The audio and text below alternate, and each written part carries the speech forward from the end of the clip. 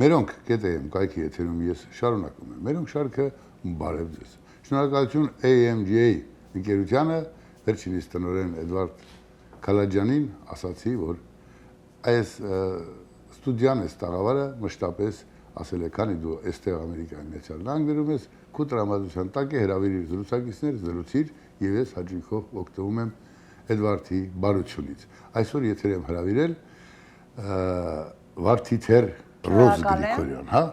Վարդիթերը հասարակական գործիչ է եւ այսօր մենք խոսենք ընդհանուր հարաբերություններից, ինչպես են Ամերիկայում գալիս 39 տարեկան, ասենք, աղջիկը կինը դառնում հասարակական գործիչ, հաջողակ գործիչ, ես մոտավորապես այսպես դուք կասեք ավելին, բայց ուզում եմ, ասենք, դուք համակարգում եք Լոս Անջելեսում, թե Կալիֆոռնիայում վարկերի, գրանտների, հա, այսպես ասած, նմանատիպ գործնեության դուք համակարգողներից մեկն եք կամ համակարգում եք ամբողջը։ Նախ շնորհակալ եմ հրավերի համար, շատ հաճելի է այստեղ գտնվելը, պարոն Սարգսյան։ Այո, SBA Small Business Administration ֆինանսների նախարարությունն է, եթե համեմատենք մեր հայաստանյան իրականության հետ, ֆինանսների նախարարության հետ եմ աշխատում եւ Treasury Department, հիմնականում գործունեությունս SBA լոների, վարկերի, փոխառությունների եւ գրանտների շրջանակում է, որոնք տրվում են պետությունից։ Աշխատում եմ բանկերի հետ, բայց աշխատում եմ պետական խողովակներով, այսինքն ոչ թե տրամադրվում է ֆինանսավորում բանկերի միջոցով, այլ պետության հովանավորությամբ, այո, եւ բանկերի միջոցով։ Կալիֆոռնիայի մասշտաբ թե Լոս Անջելեսը։ Ողջ Ամերիկայի Միացյալ Նահանգներում ներկայում սպասարկում եմ նաեւ Նյու Յորք, Նորթ Դակոտա, Մասաչուսեթս, մի քանի նահանգներ, ինքս իմ գործունեության շրջանակը ողջ Ամերիկայի Միացյալ Նահանգներն են 50 նահանգներ։ Ես չգիտեմ մեր Հայաստանի հետ չափերը եւ այն գործը, որ ձեր համեստ ուսերի վրա է ծանր գործ է։ Հասարակական գործիչ եք դուք, այսինքն նաեւ այստեղ հայ համայնքի հետ փորձում եք կազմակերպել երկու օր զրուցում ենք, հետաքրքիր բան պատմեցիք ընտրությունների հետ կապված, ինչպես օգնել եւ ինչպես ճանաչել ձեր տեղը։ Պատմեք դա խնդրեմ, մոտավորապես, անուններ չտալով։ Ընտրությունների հետ կապված հատկապես հայ տեխնացուներին շատ եմ օգնել եւ հեռուստատեսության տարիներին, աշխատելու տարիներին հեռուստատեսությանը եւ առհասարակ։ Եթե չեմ սխալվում, մեր զրույցը հասարակական, անհատական եւ ազգային մակարդակի տարբերակումներ, գիտակցումը, երկու տարբեր մակարդակների վրա, այո, դեպք եղավ իմ կյանքում, երբ օգնեցի տեխնացուներից մեկին, որպեսզի ընտրվեր եւ ինքս չգնացի հաղթանակի երեկոյին, այսպես ասած, որովհետեւ որպես անձ ընկեր չենք եւ չէի կիսում որպես համախոհ այն աշխարհայացքը, որ նա ուներ, եւ սոցիալական, եւ ազգային, եւ առհասարակ շատ առումներով, բայց ազգային մակարդակում ինձ համար պատվի խնդիր էր օգնելը, որպեսզի հայ ընտրվի, եւ ես դա արեցի որպես հայ։ Այս պատմությունը շատերը գիտեն, անկեղծ ասած, այո։ Քանզի անձնականը եւ պետական գերակաշահը միշտ պիտի տարբեր լինեն։ Եթե այդ գիտակցումը կա, այդ գիտակցման մակարդակը կա, այո։ Մենք այս խնդիրն ունենք շատ հաճախ, որ առնչվում ենք SSSS բաներին։ Տեսեք, մի կարճ ժամանակ առաջ ես Անդրանիկ Քոչարյանին, Հայաստանի պետաիրավական հանձնաժողովի նախագահին ասացի, եթերով ասացի, որ չի կարելի լրագրողի հետ այդպես խոսել։ Ճիշտ է, ներողություն խնդրելն է։ Դրանից մի քանի օր անց այդ նույն լրագրողը, որ աղջիկը կին է, այնպիսի դառը պահվածք ունեցավ Մանսուրյանի նկատմամբ, որ ինչ-որ իմաստով գուցե փոշմանեցի իմ ասածից, բայց մնում եմ նույն տրամաբանության մեջ, պաշտոնյան պիտի կարողանա իրեն զսպել։ Նորից շարունակվեց, 3 սկսեցին ծեծել իրար եւ այլն։ Ես դեմ չեմ, չգիտեմ, Չախոյաննով եմ, մյուսնով եմ, նույնիսկ Թաղապետին հերակա գիտեմ մեծաշով, բայց խնդիրը ինչ է, նա պաշտոնյա է պետական, ես այսպես եմ կարծում։ Ինքը ձեռքերին ազատություն չպիտի տա։ Եթե նա էլ ինձ նման ազատություն տվեց, էլ ում է պետք։ Ինչ եմ սա ձեզ ասում։ Ոչ թե Երևանը քննադատելու, այդ հարաբերությունները, քանի դեռ ես կարծում եմ իր տեղում չեն, պետականության խնդիրը եւս իր տեղում չէ, պետության կայացման խնդիրը, այդպես է։ Ես նույն Ասենք համեմատությունը չեք ուզել ինչ կոշիկ հանեք մեկի գլխին տակ, օրինակ։ շատ է լինում, ասեմ, շատ հաճախ է լինում։ Այլ տարբերակով, բայց ուզում եմ նույն համեմատությունը բերել, նախ մեր հայկական իրականության մեջ պատկերացումը մի փոքր տարբերվում է, պաշտոնյա, տեսեք հենց բառը պաշտոնյա ինքը մի փոքր ոնց որ արտոնություն ու առավելություն է։ Այստեղ public service է կոչվում, հանրային ծառայություն։ Okay, երբ որ ընտրվում ես, ես ինքս իմ տեխնացությունն առաջադրել եմ Լոս Անջելեսի քաղաքային խորհրդի ընտրություններում։ Ծառայեք քաղաքին։ Այո, ես իմ գլխի մեջ իմ պատկերացումներում ես հանրային ծառայ էի, որովհետև այդ գաղափարներն են սրսկում, ներարկում մարդկանց։ Ոչ թե դա առավելություն է, այլ պատասխանատվություն, առավելություն պատասխանատվության առումով, ոչ թե առավելություն իրավասությունները կիրառել կարողանալու առումով։ Այո, դու նրանցից լավ աղջիկ չես, բայց դու ունես առավելություն կազմակերպելու այդ ամեն ինչը։ Սոսկ է տրամվայությամբ։ Այո, եւ ուզում եմ հետաքրքիր համեմատություն բերել։ Տեսեք ծեծկրթուկը, որ բերեցիք, թե ինչպես մարդուն անձնային մակարդակում կարող են ստիպել, որ ֆիզիկական գործողությունների, այո, դիմի, նորից հայկական եւ ամերիկյան իրականությունը տարբեր են, բայց ուզում եմ համեմատություն բերել Լոս Անջելեսի քաղաքային խորհրդի Նյուրի Մարտինեսի հետ կապված աղմկահարույց իրադարձության, երբ արհամարական արտահայտություններ էին հնչել, այդ թվում նաեւ հայերի անուններ շոշափվել, այդ շրջանակում շատ արագ բացի այն, որ քաղաքային խորհրդի անդամը Նյուրի Մարտինեսը պաշտոնաթող եղավ սեփական դիմումի հիման վրա, նաև նրա ետևում կար մի ամբողջ ապարատ, որը հեռացվեց։ Զուտ այն բանի համար, որ ձայնագրվել էր, որ արտահայտություններ էին հնչել, որ արհամարական, պատշաճ եւ human chain, մարդկային chain, այսինքն քաղաքական գործիչը իրեն չպետք է թույլ տա։ Միևնույն ժամանակ, կարճ ժամանակ հետո մեկ այլ քաղաքային խորհրդի անդամ Քևին Դելիեն, որին շատ հարգում եմ, մեծ հարգանքով եմ վերաբերվում, ստիպեցին, որպեսզի նա ֆիզիկական գործողությունների դիմի բարկացնելու, զայրացնելու պրովոկացիաների միջոցով։ Այդ տեսեք երկու տարբեր իրականություններ, բայց մարդկային գործոնը միշտ եւ ամենտեղ կա, բայց թե ինչպես է դա իրեն դրսևորում եւ ինչպես պետք է դա թույլ տան, թույլատրելիության սահմանը։ Աստիճանը, այո։ Այո, եւ հասարակության մեջ եւ ֆորմալ առումով պետք է արդեն հստակ գծագրվի։ Պետության կողմից հստակ օրենքով, հասարակության կողմից հասարակությանը կրթելու միջոցով, դրան պատրաստելու միջոցով։ Տեսեք, Տիկին Գրիգորյան, երկու կամ մի քանի տեսակի մարդիկ են գալիս։ Գալիս են այստեղ ապրելու, մի քիչ լավ ապրելու։ Վերջի ուզում հասկանալ, դուք էլ կարող եք մի քիչ լավ ապրել։ Ուր եք գնում։ Նպատակը ո՞րն է։ Գեղեցիկ աղջիկ եք, վերջիկին եք, ամուսնացած եք, ուղեղ ունեք, ոչ միայն գեղեցկությունը, դա լավ է, ուր եք գնում, ինչներին է ձեր պետք, գալիս են այստեղ մարդիկ ասում են մի քիչ լավ ապրեմ, լավ է, էլի հերիք է, այնպիսիներն էլ կան, որ այնտեղ ասենք նախրապան էին, այստեղ էլ են նախրապան, չգիտեմ տարբերությունը, եթե այնտեղ էլ պիտի ոչխարպայես, այստեղ էլ են ամենայր այնտեղ, այսինքն շատ տարօրինակ է այդ ամեն ինչը, շատ հակասական է, դուք ուր եք գնում, ձեր ինչին է պետք։ Բարդ հարց տվեցիք, բարդ և միաժամանակ բարդ։ Ես ուզում եմ մի քիչ ավելի մերոնց համար ուսանելի լինի, ամերիկան, էլի եմ ասում, տարբեր որակի մարդիկ են գալիս, բայց մենք հպարտանում ենք այն հայրենակիցներով, ովքեր ձեռքբերումներ ունեն, քրքից սկսած, մյուսից վերջ շարունակած, բայց դա դառը ճանապարհ է։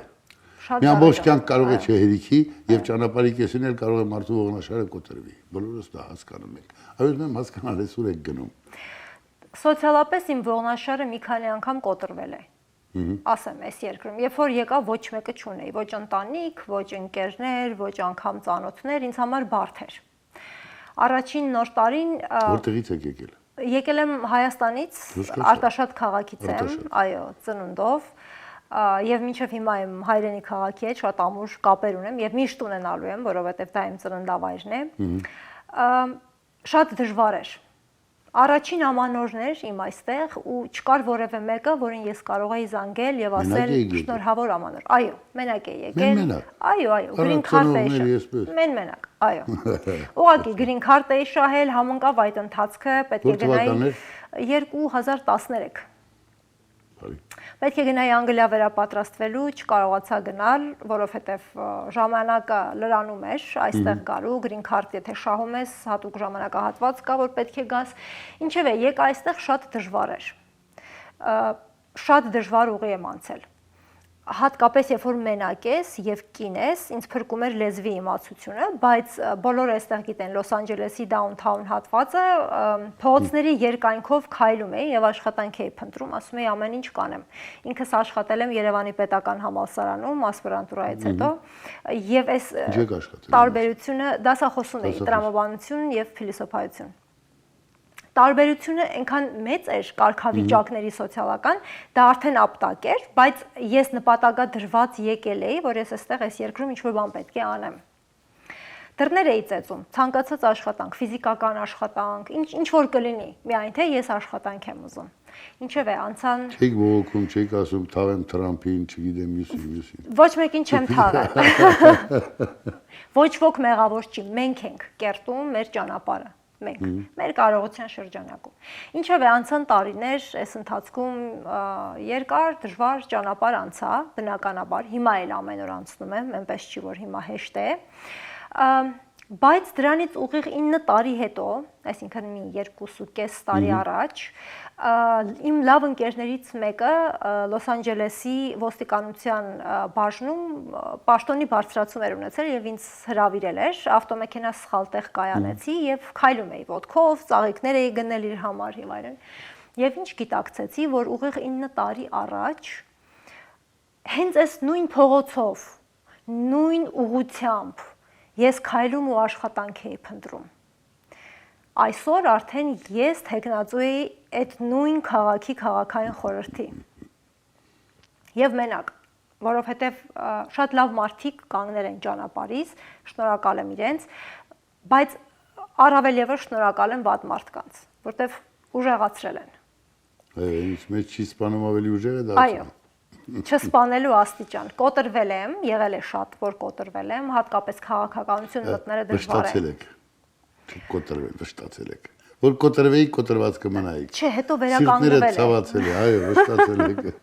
Այո, ոտքի եմ կանգնել ու քանի դեռ կամ ոտքի եմ կանգնելու։ Զուտ, գիտեք, մենք հայ ենք բոլորս եւ մեկս մեկին օգնելը շատ կարեւոր է։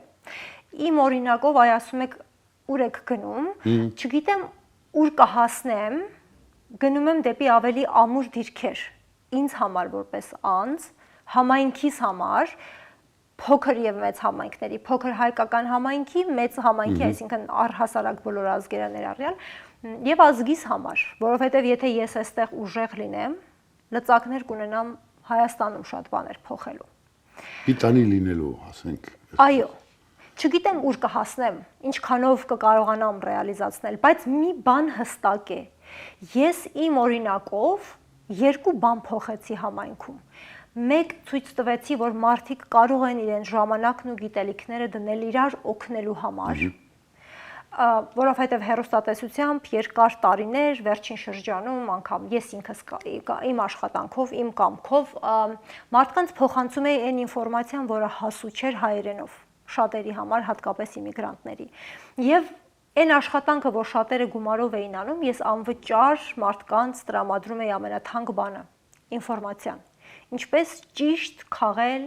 եւ ճիշտ ատյաններ, ճիշտ դռներ ծեծել, օրենքով շատ բաներ անելու համար։ Տեղ հասնելու համար ճշմարիտ, այո։ Այո։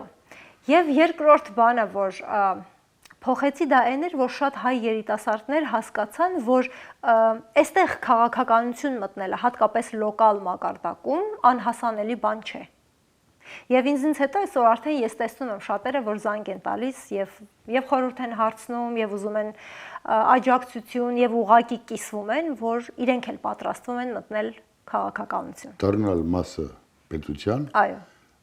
Բայց քու հայրենիքը հոգի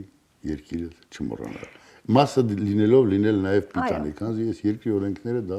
թույլ են տալիս։ Դա մենք ենք։ Գիտեք, քանի մենք կանք ու հայեցիությունը կա, Հայաստանն ապրում է։ Մնում է դա կարողանանք ճիշտ պահպանել ֆիզիկապես։ Բացի դա, բովանդակային իմաստով նաև Հայաստանից պիտի կազմակերպվի